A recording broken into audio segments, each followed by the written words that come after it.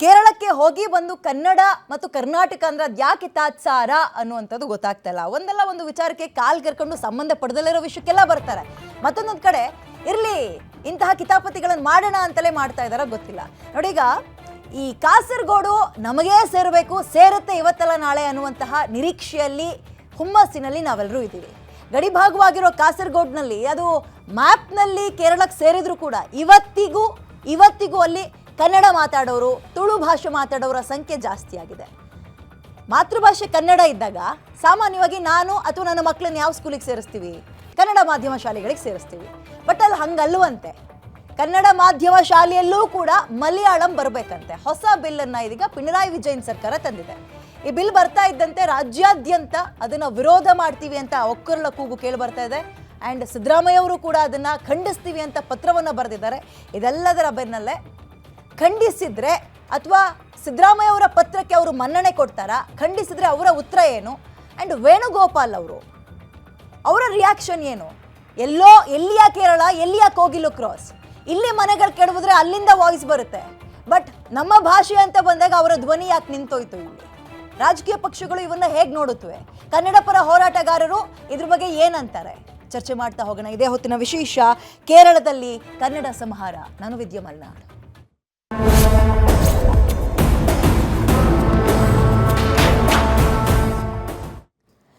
ಇಲ್ದಲೇ ಇರುವ ಪ್ರತ್ಯೇಕ ಮಸೂದೆಯನ್ನ ತಂದು ಕನ್ನಡವನ್ನ ಸೈಡಿಗಟ್ಟಬೇಕು, ಸಂಹಾರ ಮಾಡಬೇಕು ಅನ್ನೋ ನಿರ್ಧಾರಕ್ಕೆ ಬಂದಂಗೆ ಕಾಣಿಸ್ತಾ ಇದೆ. ಕೋಗಿಲು ಬಳಿಕ ಕರ್ನಾಟಕದ ಮೇಲೆ ಕೇರಳದಿಂದ ಮತ್ತೆ ದಬ್ಬಾಳಿಕೆನಾ? ಕೇರಳದಲ್ಲಿರುವ ಕನ್ನಡ ಮಾಧ್ಯಮ ಶಾಲೆಗಳಲ್ಲಿ ಮಲಯಾಳಂ ಹೇರಿಕೆ ಮಾಡ್ತಾ ಇದ್ದಾರೆ. ಕೇರಳ ಸರ್ಕಾರದಿಂದ ಮಲಯಾಳಿ ಭಾಷೆ ಮಸೂದೆ 2025 ಇದನ್ನು ತಂದಿದ್ದು ಈಗ ಕನ್ನಡ ಶಾಲೆಗಳಲ್ಲಿ ಪ್ರಥಮ ಭಾಷೆಯಾಗಿ ಮಲಯಾಳಂ ಕಲಿಕೆ ಕಡ್ಡಾಯ ಅಂತ ಇದ್ದಾರೆ. ಭಾಷಾ ಅಲ್ಪಸಂಖ್ಯಾತರ ಹಕ್ಕು ದಮನ ಮಾಡುವ ಕೆಲಸ ಹಾಗಾದ್ರೆ ಆಗ್ತಾ ಇದೆಯಾ? ಕನ್ನಡಿಗರೇ ಟಾರ್ಗೆಟ್? ಭಾಷಾ ಸ್ವಾತಂತ್ರ್ಯ ಕಸಿಯುವಂತಹ ಕೆಟ್ಟ ಪ್ರಯತ್ನನ ಮಲಯಾಳಂ ಮಸೂದೆಯಲ್ಲಿ ಅಂಥದ್ದು ಏನಿದೆ? ಹಾಗಾದ್ರೆ ರಾಜ್ಯ ಸರ್ಕಾರ ಮುಂದಕ್ಕೆ ಏನ್ ಮಾಡುತ್ತೆ? ಎಲ್ಲ ಪ್ರಶ್ನೆಗಳಿಗೆ ಉತ್ತರವನ್ನು ನಾವು ಕಂಡುಕೊಳ್ತಾ ಹೋಗೋಣ. ಕನ್ನಡದ ಮಕ್ಕಳನ್ನ ರಕ್ಷಿಸಿ ಅಂತ ಈಗ ಬಿಜೆಪಿ ನಾಯಕರು ಆಕ್ರೋಶ ವ್ಯಕ್ತಪಡಿಸ್ತಾ ಇದ್ದಾರೆ. ಒಂದು ಭಾಷೆಯ ಮೇಲೆ ಮತ್ತೊಂದು ಭಾಷೆ ಹೇರುವ ಪ್ರಯತ್ನ ಸಲ್ಲದು, ಮಲಯಾಳಿ ಭಾಷಾ ಮಸೂದೆ ವಾಪಸ್ ಪಡಿಬೇಕು ಅಂತ ಸಿದ್ದರಾಮಯ್ಯ ಅವರು ಕೂಡ ಅದನ್ನ ಖಂಡಿಸಿದ್ದಾರೆ, ವಿರೋಧಿಸ್ತಾ ಇದ್ದಾರೆ. ಒಂದು ಸುದೀರ್ಘವಾದ ಪತ್ರವನ್ನ ಕೂಡ ಬರೆದಿದ್ದಾರೆ.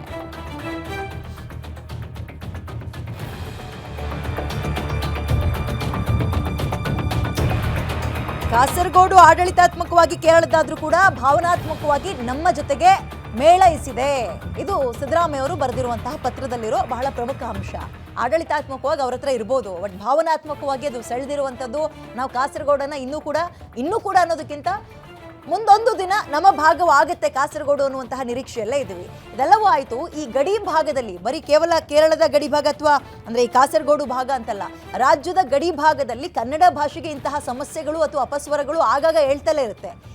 ಯಾಕೆ ಇದನ್ನ ಪ್ರಶ್ನೆ ಮಾಡೋರು ಯಾರು ಇಲ್ವಾ ಅನ್ನೋ ಪ್ರಶ್ನೆಯ ಜೊತೆಗೆ ಈಗ ನೋಡಿ, ಹಿಂದೆ ಇದೇ ಕೇರಳದಲ್ಲಿ UDF ಸರ್ಕಾರ ಇದ್ದಾಗ ಎಂಥ ಖ್ಯಾತೆ ತೆಗೆಯೋರಂದ್ರೆ ಕನ್ನಡ ಪಾಠವನ್ನ ಹೇಳ್ಕೊಡ್ಲಿಕ್ಕೆ ಮಲಯಾಳಂ ಟೀಚರ್ನ ಕರ್ಕೊಬಂದು ಹಾಕೋರಂತೆ.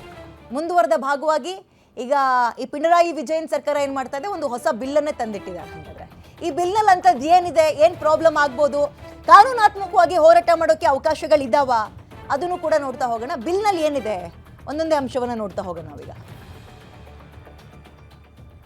ಕೇರಳದಾದ್ಯಂತ ಮಲಯಾಳಂ ಪ್ರಥಮ ಭಾಷೆಯಾಗಿ ಕಡ್ಡಾಯಗೊಳಿಸುವಂತಹ ಮಸೂದೆ ಇದು. 1ರಿಂದ 10ನೇ ಕ್ಲಾಸ್ ತನಕ ಕನ್ನಡ ಮಾಧ್ಯಮ ಶಾಲೆ ಅಂತಿದ್ರೂ ಕೂಡ ಅಲ್ಲಿ ಪ್ರಥಮ ಭಾಷೆಯಾಗಿ ಮಲಯಾಳಂ ಇರುತ್ತಂತೆ. ಎಲ್ಲ ಗೌರ್ಮೆಂಟ್ ಮತ್ತು ಪ್ರೈವೇಟ್ ಸ್ಕೂಲ್ಗಳಲ್ಲಿ ಮಲಯಾಳಂ ಪ್ರಥಮ ಭಾಷೆಯಾಗಿ ಆಯ್ಕೆ ಮಾಡ್ಕೊಳ್ಳೋದು ಕಡ್ಡಾಯ. ಅಂದರೆ ಆಪ್ಷನ್ ಅಲ್ಲ, ಕಡ್ಡಾಯ, ಅದು ಮ್ಯಾಂಡೇಟ್ರಿ. ಸೊ ಇಂತಹ ಒಂದು ಮಸೂದೆಯನ್ನು 2016ರಲ್ಲೇ ಪ್ರಸ್ತಾಪ ಮಾಡಿದ್ರು, ಈಗ ತಂದಿದ್ದಾರೆ. ಭಾಷಾ ಅಲ್ಪಸಂಖ್ಯಾತರಿಗೆ ವಿರುದ್ಧವಾಗಿದೆ ಅಂತ ಆವತ್ತಿನ ಗವರ್ನರ್ ಅದನ್ನು ತಿರಸ್ಕಾರ ಮಾಡಿದ್ರು. ಬಳಿಕ ಮಸೂದೆಯನ್ನು ಕೆಲ ತಿದ್ದುಪಡಿಯನ್ನು ಕೇರಳ ಸರ್ಕಾರ ಮಾಡಿತ್ತು. ಭಾಷಾ ಅಲ್ಪಸಂಖ್ಯಾತರ ಹಿತ ರಕ್ಷಿಸ್ತೀವಿ ಅಂತ ವಾದಿಸಿ ಮಸೂದೆ ಜಾರಿಗೆ ನಿರ್ಧಾರ ಆಗಿದೆ. ಕೇರಳದಾದ್ಯಂತ ಮಲಯಾಳಂ ಪ್ರಥಮ ಭಾಷೆಯಾಗಿ ಕಡ್ಡಾಯಗೊಳಿಸುವಂತಹ ಮಸೂದೆ ಇದು. ಸೊ ಈಗ ಇದಕ್ಕೆ ಆಕ್ರೋಶ ವ್ಯಕ್ತ ಆಗ್ತಾ ಇರೋದು ಏನಕ್ಕಪ್ಪ ಅಂತ ಹೇಳಿದ್ರೆ, ನಾನು ಆರಂಭದಲ್ಲಿ ಹೇಳಿದ್ನಲ್ಲ, UDFನವರು ಕನ್ನಡ ಪಾಠ ಕಲಿಸ್ಕೊಡುವ ಟೀಚರ್ನ ಮಲಯಾಳಿ ಟೀಚರ್ ಕರ್ಕೊಂಡ್ಬಂದು ಹಾಕೋರು. ಅವಕ್ಕೆ ಕನ್ನಡದ ಈಗ ಗೊತ್ತಾಗ್ತಾ ಇರಲಿಲ್ಲ, ಹಂಗೆ ಮಾಡೋರು. ಮುಂದುವರೆದಂತೆ ಇವರೀಗ ಒಂದು ಹೊಸ ಬಿಲ್ಲನ್ನೇ ತಂದುಬಿಟ್ಟಿದ್ದಾರೆ. ಹಾಗಾದ್ರೆ ಕನ್ನಡ ಕಲಿಬೇಕು, ಮಾತೃಭಾಷೆ ಕನ್ನಡ, ನಾನು ಕನ್ನಡದಲ್ಲೇ ಓದ್ತೀನಿ ಅಂತ ಹೇಳುವ ಮಕ್ಕಳ ಕಥೆ ಏನು? ಹಾಗಾದ್ರೆ ಇದನ್ನೆಲ್ಲ ನೋಡಿಕೊಂಡು ಕರ್ನಾಟಕದ ಸುಮ್ಮನಿರ್ಬೇಕಾ? ಕರ್ನಾಟಕ ಯಾಕೆ ವಿರೋಧ ಮಾಡ್ತಾ ಇದೆ ಅದನ್ನು ನೋಡ್ತಾ ಹೋಗೋಣ. ಇದು ಮಕ್ಕಳ ಮೇಲೆ ಮಲಯಾಳಂ ಹೇರಿಕೆ ಆಗುತ್ತೆ, ಒತ್ತಾಯ ಆಗುತ್ತೆ, ಭಾಷಾ ಸ್ವಾತಂತ್ರ್ಯದ ಮೇಲಿನ ಪ್ರಹಾರ ಆಗುತ್ತೆ ಈ ಬಿಲ್. ಈಗ ಸಿದ್ದರಾಮಯ್ಯ ಅವರು ಹೇಳ್ತಾ ಇರೋದು ಸಂವಿಧಾನ ಕೊಟ್ಟಿರುವ ಭಾಷೆಯ ಹಕ್ಕಿನ ಉಲ್ಲಂಘನೆ ಅಂತ ಆರೋಪವನ್ನು ಮಾಡಲಾಗ್ತಾ ಇದೆ. ಈ ಬಿಲ್ ಪ್ರಕಾರ ಕನ್ನಡಿಗರು ಮಾತೃಭಾಷೆ ಕಲಿಯುವಂತಹ ಅವಕಾಶದಿಂದ ವಂಚಿತರಾಗ್ತಾರೆ. ಇದನ್ನ ಹಿಂಪಡಿಬೇಕು. ಭಾರತದ ಪ್ರತಿಯೊಬ್ಬ ಪ್ರಜೆಗೂ ಅವರ ಮಾತೃಭಾಷೆ ಕಲಿಯುವಂತಹ ಹಕ್ಕು ಮತ್ತು ಸ್ವಾತಂತ್ರ್ಯ ಇದೆ. ಕಾಸರಗೋಡು, ಮಂಜೇಶ್ವರದಲ್ಲಿ ಹೆಚ್ಚಿನ ಕನ್ನಡಿಗರಿದ್ದಾರೆ. ನಾನು ಆರಂಭದಲ್ಲಿ ಹೇಳಿದಂತೆ ಕನ್ನಡ, ತುಳು ಭಾಷೆ ಮಾತನಾಡುವಂತಹ ನಂಬರ್ಸ್ ಜಾಸ್ತಿ ಇದೆ, ಇನ್ನೂ ಜಾಸ್ತಿ ಇದೆ. ನೋಡಿ, ಭಾಷೆಗೆ ಕಾಸರಗೋಡಿನಲ್ಲಿರುವ ಕನ್ನಡಿಗರು ಟಾರ್ಗೆಟ್ ಆಗ್ತಾ ಇದ್ದಾರೆ. ಭಾಷಾ ಮಸೂದೆ ತಂದುಬಿಟ್ರೆ ಗಡಿ ಭಾಗದ ಕನ್ನಡಿಗರಿಗೆ ಕುತ್ತು ಬರುತ್ತೆ. ಇಂತಹ ಅಂಶಗಳನ್ನು ಇಟ್ಕೊಂಡು ಈಗ ವಿರೋಧ ಮಾಡ್ತಾ ಇರೋದು. ಓಕೆ, ಹಾಗಾದ್ರೆ ಈ ಬಿಲ್ ಬಗ್ಗೆ ರಾಜ್ಯದ ನಾಯಕರು ಏನೇನು ಹೇಳಿದ್ರು, ಬಿಜೆಪಿ ಆಗಿರ್ಬೋದು, JDS, ಕಾಂಗ್ರೆಸ್ ಎಲ್ಲರೂ ಕೂಡ ಸೇರಿ ಕೇಳ್ತಾ ಹೋಗೋಣ. ಫಸ್ಟಿಗೆ ನಿಮ್ಮ ಮಗು ಅಳ್ತಿದ್ಯಾ? ಹಾಗಾದ್ರೆ ನಿಮ್ಮ ಮಗುವಿಗೆ ಜೀನಿ ಸರಿ ಇಟ್ಕೊಡಿ. ಯಾಕಂದ್ರೆ ಜೀನಿ ಸರಿ ಇಟ್ಟು ನಿಮ್ಮ ಮಗುವಿಗೆ 100% ಸರಿಯಾದ ಆಹಾರ. ನಿಮ್ಮ ಮಗು ನೆಮ್ಮದಿಯಾಗಿ ನಿದ್ದೆ ಮಾಡಬೇಕಾ, ದಷ್ಟಪುಷ್ಟವಾಗಿ ಬೆಳಿಬೇಕಾ? ಹಾಗಾದ್ರೆ ಜೀನಿ ಸರಿ ಇಟ್ಟು ಕೊಡಿ. ಎಲ್ಲಾ ಮೆಡಿಕಲ್ ಶಾಪ್ಗಳು, ದಿನಸಿ ಅಂಗಡಿಗಳು, ಸೂಪರ್ ಮಾರ್ಕೆಟ್ಗಳಲ್ಲಿ ಲಭ್ಯ. ಕಾಸರಗೋಡು ಈಗಾಗಲೇ ವಿವಾದ ಇದೆ ನಮ್ಮ ಕರ್ನಾಟಕದಂತ. ಭಾಳ ಸೀರಿಯಸ್ ಆಗಿ ನಾವು ಫೈಟ್ ಮಾಡ್ತಾ ಇದ್ದೇವೆ. ಅಲ್ಲಿ ಕನ್ನಡ ಮಾತಾಡೋರೇ ಅತಿ ಹೆಚ್ಚು ಜನ ಇರುವಂಥದ್ದು, ಅದಕ್ಕೆ ಕನ್ನಡ ಶಾಲೆಗಳು ಇರುವಂಥದ್ದು.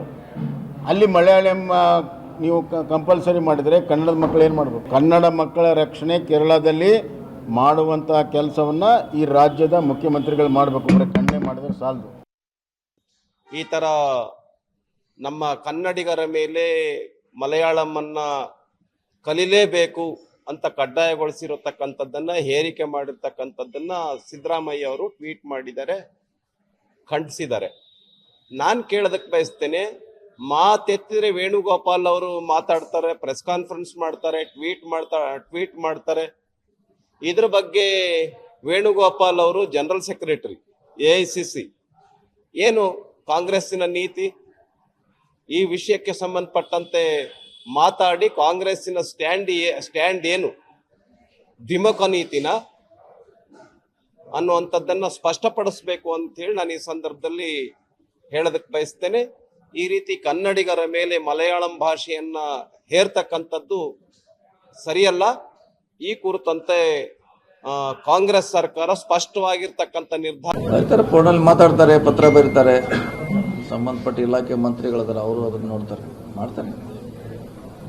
ಟ್ವೀಟ್ ಮಾಡೋ ಅಷ್ಟಕ್ಕೆ ಮುಗಿಯಲ್ಲ, ಟ್ವೀಟ್ಗೆ ಅಷ್ಟೇ ಮುಗಿಯಲ್ಲ, ಪರ್ಸನಲಿ ರಿಕ್ವೆಸ್ಟ್ ಮಾಡಬೇಕಾಗತ್ತೆ, ಹೇಳಬೇಕಾಗುತ್ತೆ. ಕಾಸರಗೋಡಿನಲ್ಲಿ ಕನ್ನಡ ಮಾತಾಡ್ತಾ ಇದ್ರು, ವ್ಯವಹಾರದಲ್ಲಿ ತುಳು ಮಾತಾಡ್ತಾ ಇದ್ರು.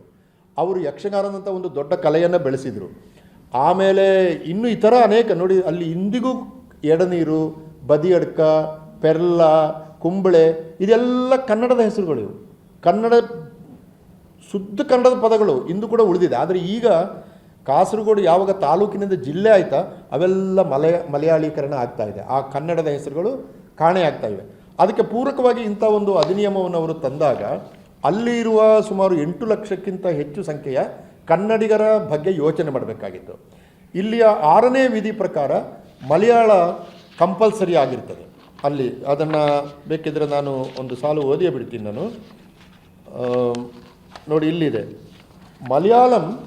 ಇದು 6ನೇ ಎಜುಕೇಷನ್ ಆ್ಯಂಡ್ ರಿಸರ್ಚ್ ಸೆಕ್ಟರ್ ಅಂತ ಇದೆ. ಅದರಲ್ಲಿ Malayalam shall be compulsory, repeated, Malayalam shall be compulsory first language in all government and aided schools in Kerala up to 10th standard. ನೋಡಿ, ಇದು ಏನು ಮಾಡ್ತದೆ ಅಂತಂದರೆ ಭಾಷಾ ಅಲ್ಪಸಂಖ್ಯಾತರ ಹಕ್ಕುಗಳನ್ನು ಕಸಿದುಕೊಳ್ತದೆ.